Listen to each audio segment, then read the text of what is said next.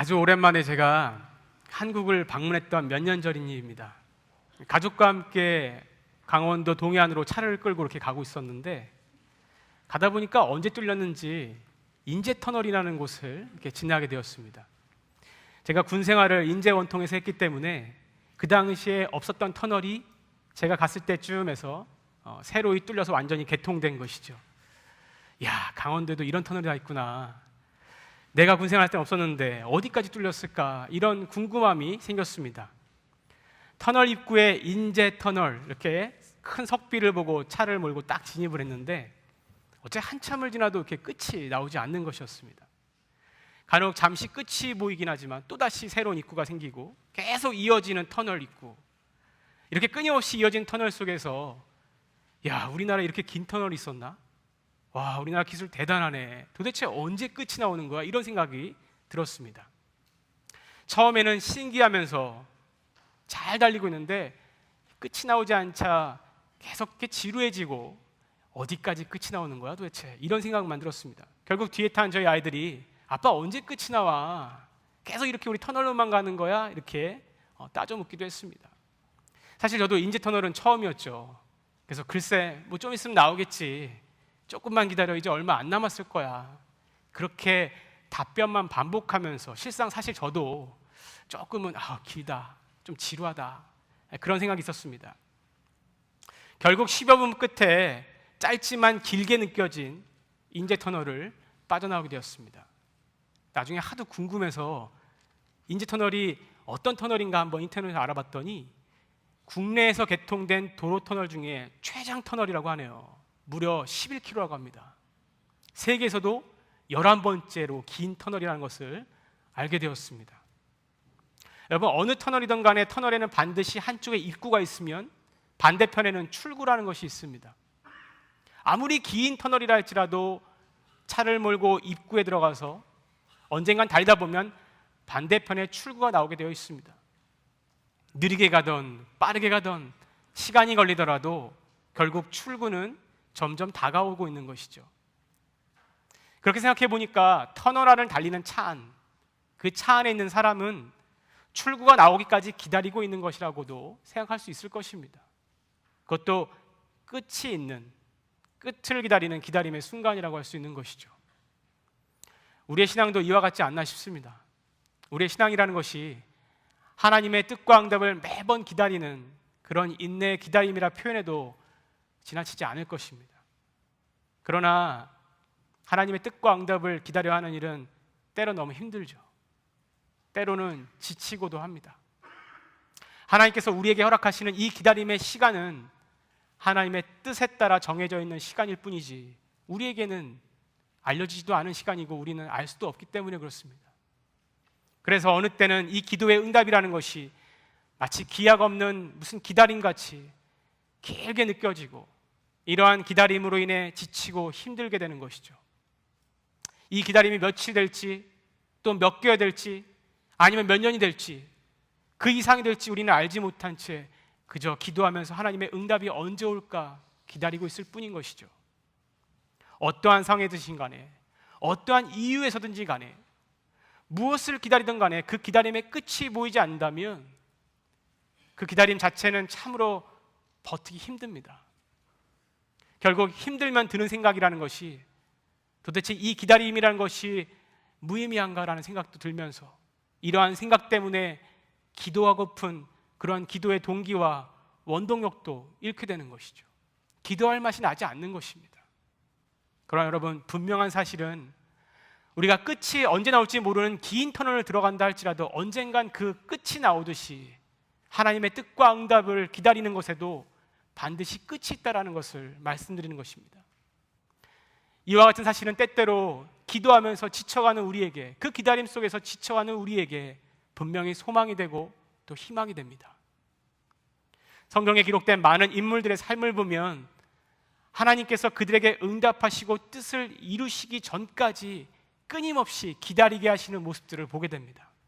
여러분, 아브라함을 한번 생각해 보십시오. 하나님께서 아들을 주실 것이라고 약속을 해주셨습니다. 그러나 아브라함은 그 약속이 언제 이루어질지 모른 채 그저 약속날이 올 때까지만 기다려야 했던 것입니다. 무작정 기다렸던 것이죠.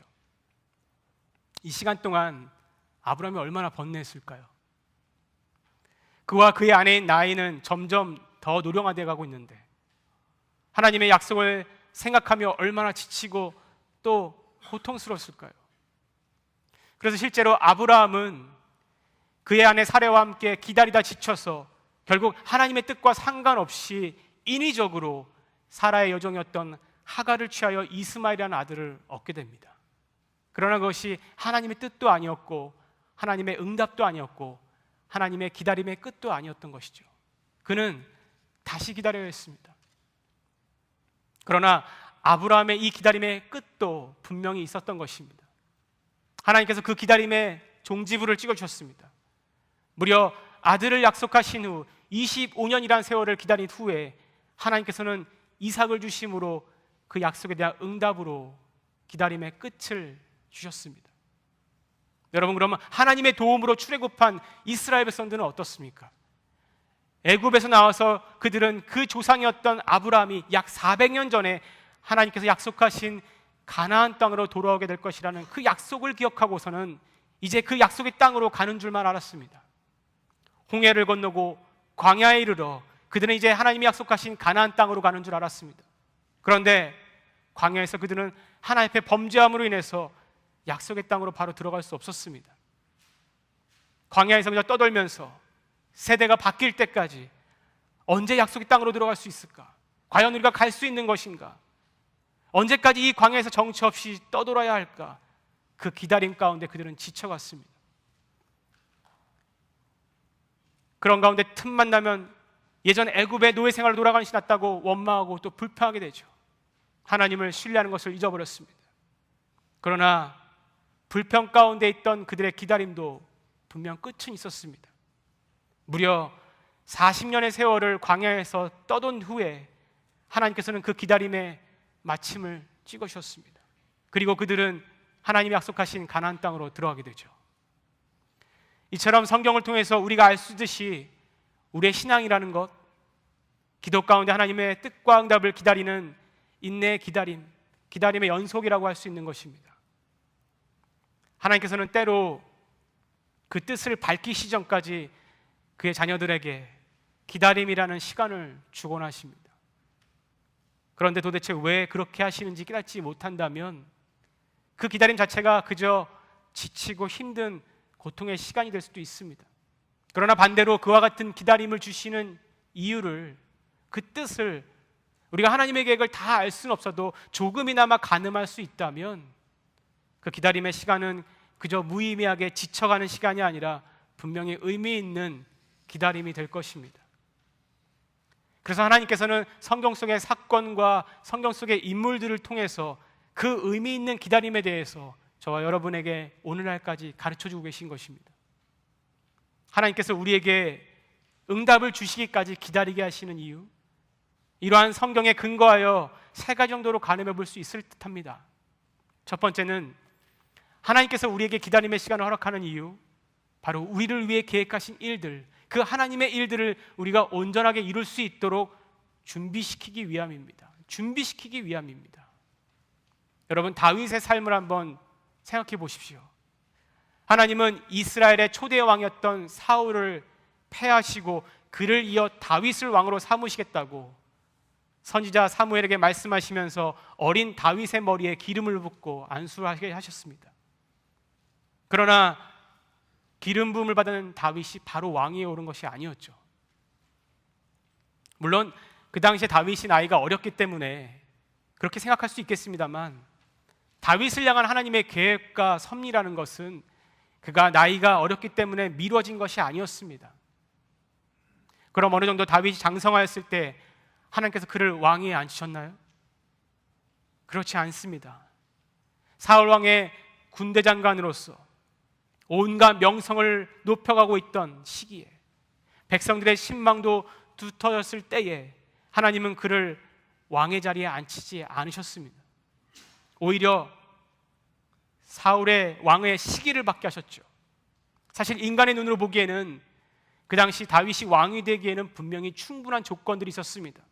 그는 뛰어난 군대 장관이었고 리더십이 있었고 백성들의 신망을 얻던 사람이었습니다.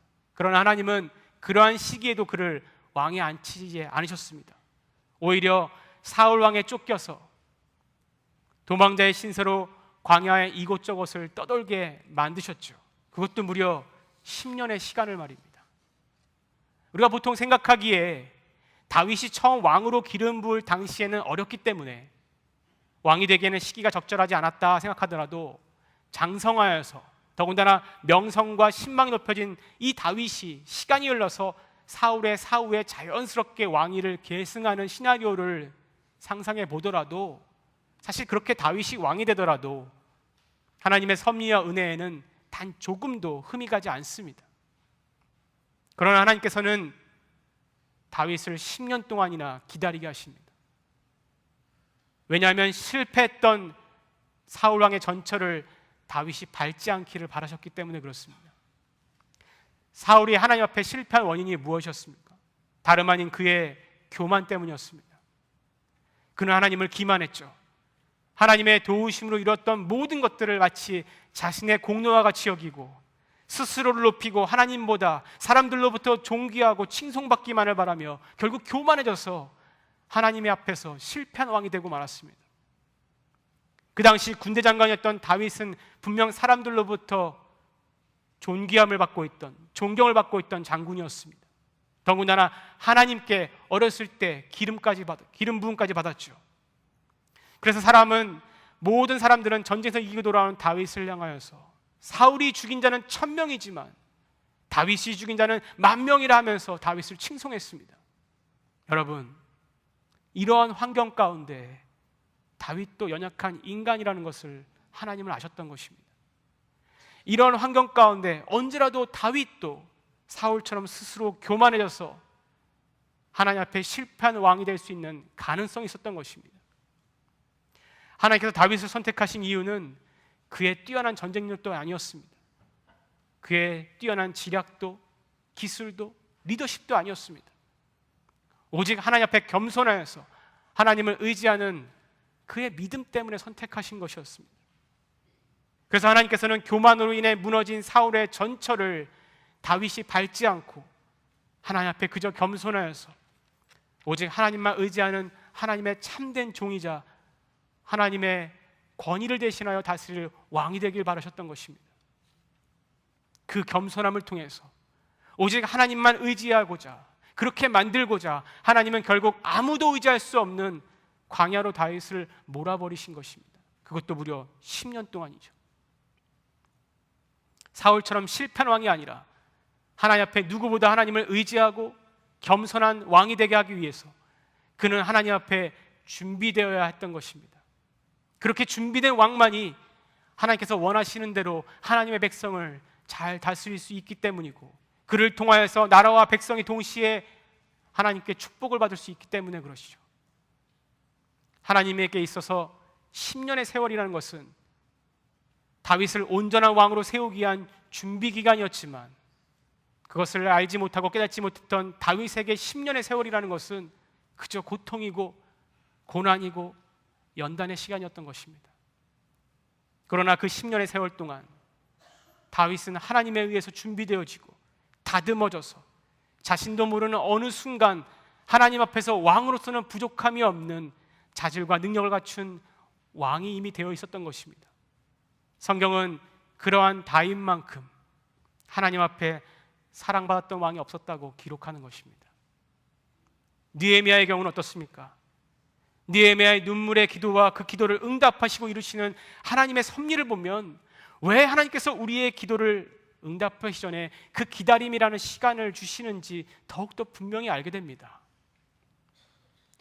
느헤미야는 바벨론에 의해 멸망당한 자신의 고국인 이 남유다의 피난민 후세 중에 하나로서 후에 바벨론이 멸망하고 바벨론을 정복한 페르시아 제국 시대에 특별히 아닥사스다 1세로부터 신임을 받아서 유다인 포로였지만 왕이 마시는 술을 관장하는 굉장히 고위직에 있던 사람입니다.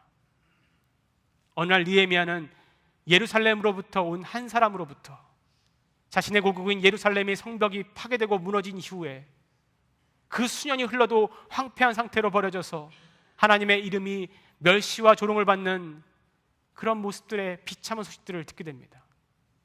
소식을 접한 느헤미야는 큰 슬픔에 잠겨서 며칠을 하나님 앞에 금식하면서 하나님의 영광이 다시 한번 예루살렘에 있게 해달라고, 재건이 되게 해달라고 기도를 하게 됩니다. 그의 기도는 분명히 하나님께서 보시기에 만족할 만한 기도였죠. 즉시 이루어져도 될 법한 기도입니다. 그러나 하나님께서는 그의 기도를 들으시고 기뻐는 하셨지만 그의 기도의 응답을 약 4개월간 유보시키십니다. 그리고 우선은 느헤미야로 하여금 기다리게 하십니다. 포로국의 사람이 포로국의 상징인 수도를 재건한다고 생각해 보십시오. 그것은 자칫하면 반역으로 몰릴 수 있는 일이었습니다. 중상모략에 빠진다면 재건은커녕 죽을 수도 있는 일이죠. 더군다나 당시의 정치적인 상황이 아무리 느헤미야가 고위간직에 있다 할지라도 느헤미야를 정적으로 뒷받침해 줄 수 있는 상황이 아니었던 것입니다. 따라서 급하게 추진할 일이 아니라 아주 조심스럽게, 그리고 잘 계획되어서 준비되어서 차근차근 진행되어야 했던 일이었던 것이죠.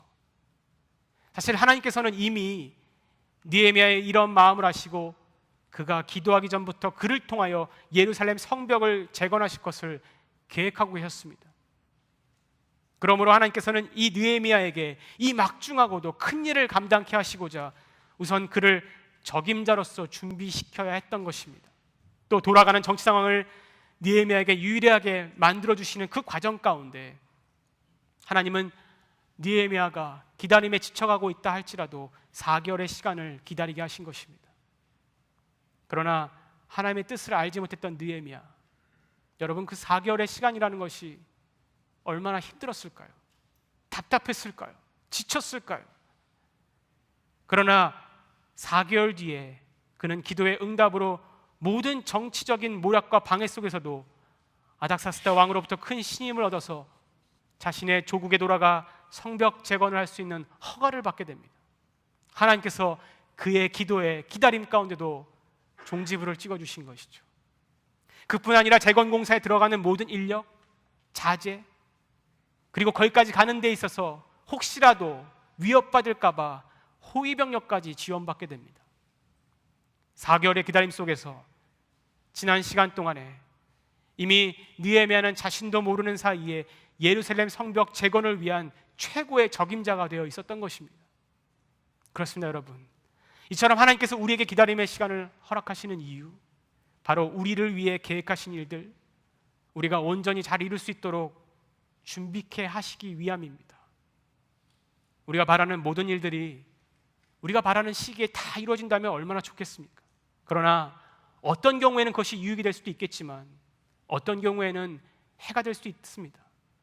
우리가 준비가 안 되어 있고 상황과 환경이 우리를 뒷받침하는 상황이 되지 않는다면 그것은 우리에게 오히려 독이 되겠죠. 결국 가장 좋을 때, 가장 좋은 환경과 조건들, 이 모든 것은 하나님만 아시기 때문에 그 최적의 시기에 최고의 유익을 얻게 하시고자 하나님 우리를 준비시키시고 기다리게 하시는 것입니다. 두 번째로 하나님께서 우리를 기다리게 하시는 것, 우리가 깨닫건 못 깨닫건 그 기다림 과정 자체가 신앙적으로는 우리에게 영적인 성숙을 가져오기 때문에 그렇습니다. 밥소르기 목사님이란 분은 그가 쓰신 책에서 응답지연이란 축복이란 책에서 영적 성숙의 길에서 가장 위대한 교훈 중에 하나는 하나님을 기다릴 줄 아는 것이라고 얘기했습니다. 이 말의 의미를 다시 풀이해서 보자면 하나님의 응답을 기다리는 시간 속에서 우리는 알게 모르게 영적으로 성숙해 간다는 것입니다. 요즘 시대에 사실 기다림 속에서 배운다라는 말처럼 정말 캐캐무구한 말이 있나 싶습니다. 여러분 컴퓨터로 검색했을 때 아니면 핸드폰으로 뭘 검색할 때 마우스 클릭 딱 해놓고 몇 초만 기다리는 것도 답답해가지고 오늘따라 컴퓨터가 왜 이러지? 얘가 뭐 이상하네? 이런 생각을 하는 것이 요즘 시대 사람들입니다. 잠시 잠깐 기다리는 것도 답답해하는 것이죠. 쓸데없는 시간 낭비로 비춰지기 때문에 그렇습니다. 그래서 하나님께서 주시는 기다림에 대해서 그만큼 현대 크리스찬들도 기도 후에 응답이 바로 이루어지지 않고 지연되면 그 시간이 길어지면 길어질수록 기다리는 것 자체를 힘들어하고 기도를 포기하곤 합니다. 그러나 신앙생활 가운데 하나님이 주시는 기다림은 분명 밥소르기 목사님의 말씀처럼 영적 성숙을 가져온다는 사실을 우리는 성경을 통해 확인할 수 있습니다. 이 말의 의미는 때로는 하나님께서 우리에게 영적 성숙을 시키기 위해서 응답을 지연하실 수도 있다라는 말씀입니다. 하박국 선지자의 경우를 생각해 보십시오. 하박국 선지자는 하나님의 백성인 이 남유다, 자신의 고국이 이방 민족인 바벨론에 의해 유린당하고 짓밟히고 억압당하고 통동하고 있는데도 왜 하나님께서 방관하시는지를 의문을 품고 하나님께 기도했었던 사람입니다. 그런 이의 행동, 이런 행동은 사실 하나님에 대한 원망과 불평이라기보다는 실상 자신의 생각으로는 하나님을 도저히 이해할 수 없는 그런 연약한 믿음의 한계에서 온 기도였던 것입니다. 그가 이렇게 말합니다. 내가 내 파수하는 곳에 서며 성루에 서리라. 그가 내게 무엇이라 말씀하시는지를 기다리고 바라보며 나의 질문에 대하여 어떻게 대답하시는지를 보리라. 하박국 선지자는 이러한 자신의 조국의 암울한 현실을 하나님께 따져도 보고 호소도 해봤지만 여전히 방관하시는 듯이 기도에 대한 특별한 응답도 없고 아무런 변화도 주지 않으시는 하나님을 보며 점차 사실 지쳐갔었습니다. 그가 할 수 있는 일, 그냥 단지 기다리는 것이죠. 그런데 그 가운데 그는 귀한 영적인 성숙의 시간들을 갖습니다. 하나님을 묵상하고 하나님이 지금 기다림의 시간을 주시는 이유에 대해서 묵상하기 시작합니다. 그는 단지 하나님을 기다리는 것 분명했지만 분명 하나님께서 응답하실 것이라는 확신과 믿음을 갖게 됩니다. 그리고 그 믿음을 가졌을 때에 간절함으로 오랜 기다림 끝에 결국 하박국의 기다림도 하나님께서 종지부를 찍어주십니다. 이렇게 하나님께서 말씀을 하십니다. 이 묵시는 정한 때가 있나니 그 종말이 속히 이르겠고 결코 거짓되지 아니하리라. 비록 더딜지라도 기다리라. 지체되지 않고 정령 응하리라. 하박국 선지자는 여기서 귀한 영적인 진리를 깨달은 것입니다. 하나님께서 앞으로 하실 일, 계획하실 일은 반드시 하나님께서 이루실 것이기 때문에 우리의 눈에 보기에 비록 더디다 할지라도 기다릴 수 있다는 것입니다.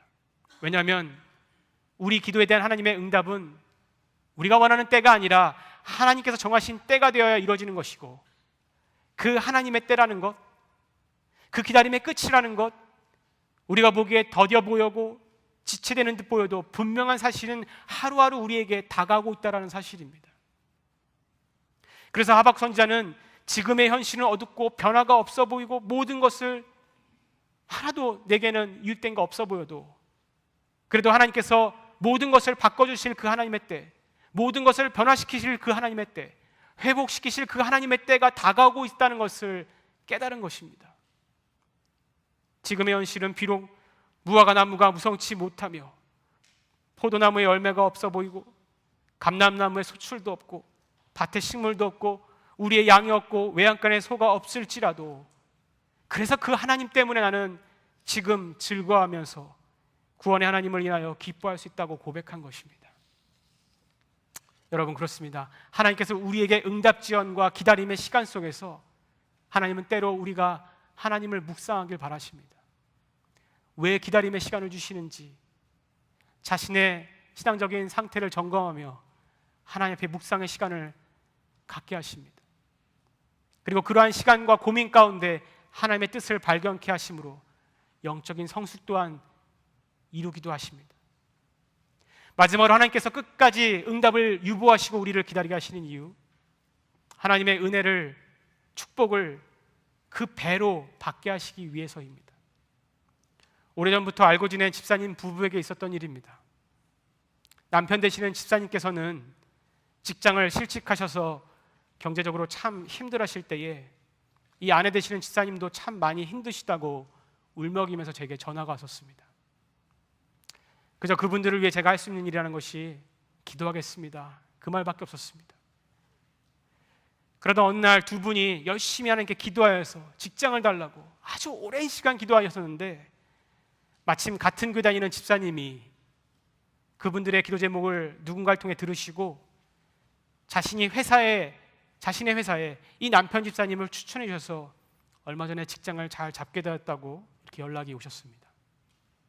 전화 목소리를 들으니까 확실히 몇 개월 전과는 달라지셨어요. 너무 감격스러워하고 하나님께서 자신들의 기도를 들어주셔서 응답해 주신 것이 너무나도 기쁘다고, 이 직장이 너무 감사하다고 이렇게 저에게 전화를 주셨습니다. 근데 어느 날 시간이 흘러서 아내 되시는 집사님으로부터 다시 전화가 왔습니다. 그렇게 남편이 그 회사에 들어가 1년 정도 일을 하면서 생각보다 일도 너무 힘들고 적성에도 안 맞고 보수는 일하는 것에 비해서 너무 적다고 종종 이렇게 불평을 한다는 것이었습니다. 그래서 남편이 지금 이직을 생각 중인데 자신이 생각하기에는 그래도 어려움 가운데 하나님께서 기도를 들어주셔서 주신 직장이기도 하고 아무래도 하나님의 뜻이 있다고 생각도 되는 것 같고, 더군다나 같은 교회 다니는 그 집사님께서 자신들을 믿고 그래도 도와주시고자 적극적으로 회사에 소개해 주신 상황인데 그 집사님께 죄송하기도 해서, 그래서 남편에게 말하기를 좀 참고 기다리자고, 하나님의 뜻이 어디 있는지 같이 기도해 보자고 그렇게 말을 하고 있는데, 남편이 워낙 완강하다 보니까 이 문제로 자꾸 부부싸움을 한다는 것이었습니다. 갈등이 점점 심해진다고 자기 남편을 위해서, 자기 부부를 위해서 기도 좀 해달라고 전화가 오신 것이었습니다. 한 달 정도 있다가 다시 아내 되시는 집사님께 전화가 왔습니다. 남편이 다른 A라는 회사에 이직 공고를 받는데 자신이 전혀 해보지 않은 일이라 사실 좀 두렵기도 하고 가면 왠지 힘들 것 같겠지만 그래도 지금보다는 보수가 좀 괜찮아서 가고 싶어 한다는 것이었습니다. 그런데 남편과 자신이 몇 주 아무리 기도를 해도 남편이 이직을 해야 할지 아니면 그냥 지금 회사에 남아 있어야 할지 하나님으로부터 아는 응답도 없는 것 같고 뭔가 마음 가운데 확신도 없는데 그저 남편도 답답해하기만 하고, 하지만 아내 되신 집사님 마음 가운데는 그래도 하나님이 주신 직장인데 그런 마음 때문에 답답하다고 어떻게 할지 모르겠다고 기도를 해달라고 또 전화가 오셨습니다. 저는 기도해도 확신이 없으시다면 생길 때까지 분명 하나님께서 환경 가운데 열어주시는 힌트가 있을 거라고, 일단 같이 기도하면서 한번 기다려보죠, 그렇게만 말씀드렸습니다. 그렇게 몇 달이 지나 아내 되시는 집사님께 전화가 왔습니다. 남편분이 이직하셨을까요? 안 하셨을까요? 사실 저도 굉장히 궁금했습니다. 얘기를 들어보니 그 이후에 두 분은 기도해도 뭔가 특별한 응답이 없고, 일단 A라는 회사 일도 한 번도 안 해본 일이라서 오히려 더 적성에 안 맞을 수 있겠다. 그리고 무엇보다 지금 주신 직장이 하나님께서 주신 직장인데 비록 보수는 적더라도 일단 이직하는 것을 포기하고 지금 회사에 남기로 결정했다고 합니다. 그럼 두 분의 관계는 어떻게 됐을까요?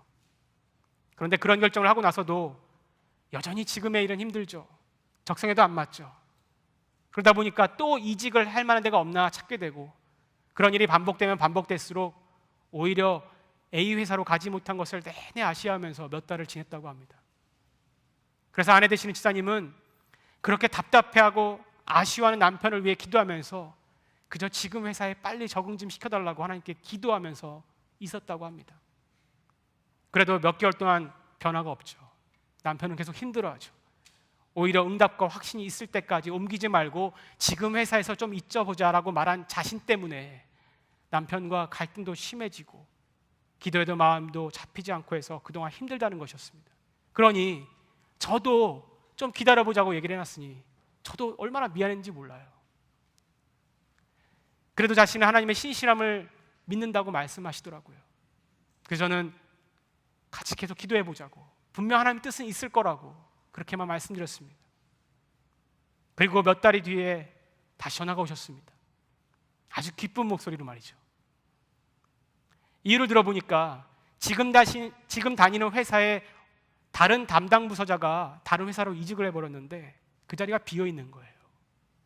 마침 회사에서 새로운 사람을 뽑아야 할지 다른 부서에서 적임자를 찾아야 할지 고민하던 터에 처음 자신의 남편을 회사에 추천해 주셨던 그 집사님, 그 같은 교회 집사님이 이번에도 자신 남편을 추천해 주신 거예요. 면접 후에 부서를 옮기게 됐는데 그 부서가 마침 평상시에 남편이 가고 싶었던 부서였던 거예요. 더구나 한국에서 남편의 경력이 인정되어서 부서만 옮긴 것이 아니라 부서의 담당자로 가게 된 거예요. 그러니 적성에 안 맞아 힘들었던 일, 보수가 적어서 힘들었던 일, 모든 문제가 한 번에 해결된 것이죠. 그렇게 하나님이 분명 뜻이 있다고 믿고 응답이 올 때까지 이직하지 않고 기다렸더니 가장 좋은 방법으로 해결해 주셨다고 그렇게 기뻐하시면서 저에게 감사하다고 전화를 주신 것이었어요. 그 몇 개월의 기다림 가운데 하나님의 응답과 뜻이 없어서 얼마나 힘들었을까요? 부부가 갈등이 깊어지면 깊어질수록 환경은 아무런 변화도 없고 얼마나 기도하면서 힘들었을까요? 그러나 그 기다림에도 끝은 있었던 것이죠. 결국 하나님께서 그 기다림 가운데 더 큰 축복과 은혜를 주신 것이었습니다.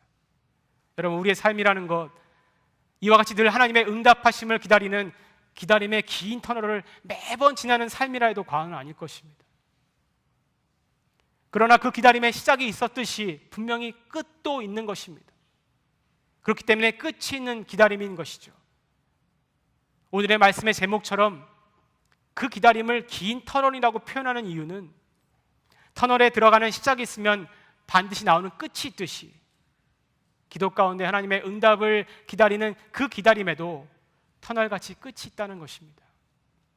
단지 그 기다림이 하나님의 뜻하신 바에 따라 그 때에 따라 짧으냐 기냐만 다른 것이죠.